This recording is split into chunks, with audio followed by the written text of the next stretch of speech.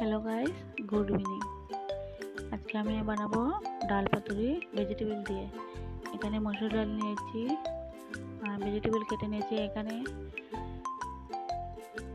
পটল, সয়াবিন, আলু, মিষ্টি কুমড়ো নিয়েছি। কড়াইতে তেল দিয়ে ফোড়নে দিয়ে দেবো তেজপাতা, শুকনো লঙ্কা, পাঁচফোড়ন, পেঁয়াজ কুচি দিয়ে ব্রাউন করে ভেজে নিয়েছি। কেটে রাখা ভেজিটেবলগুলো দিয়ে দেবো।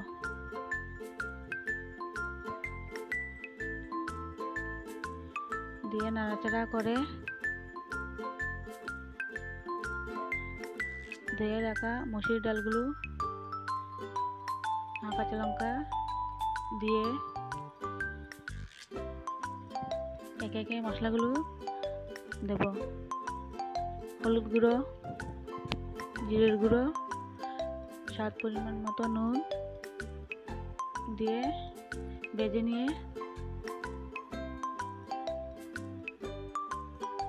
স্টিমটা কমিয়ে 5 মিনিটের জন্য ঢেকে রাখবো।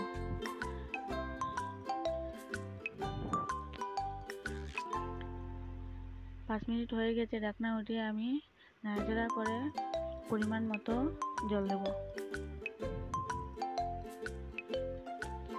জল দিয়ে নাড়াচাড়া করে ঢেকে দেব। ঢাকনা উঠিয়ে দিয়েছি, জাল উঠে গিয়েছে। সবজিগুলো আর একটু সেদ্ধ হতে হবে।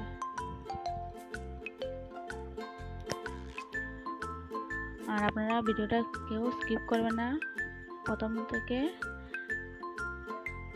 শেষ অবধি দেখবেন। আর আমার ভিডিওটা যদি ভালো লাগে থাকে লাইক, কমেন্ট, শেয়ার অবশ্যই করবেন। আর যারা আমার চ্যানেলটা সাবস্ক্রাইব করেননি সাবস্ক্রাইব করে নেবেন। আর ভিডিওটা দেখার জন্য আপনাদেরকে ধন্যবাদ।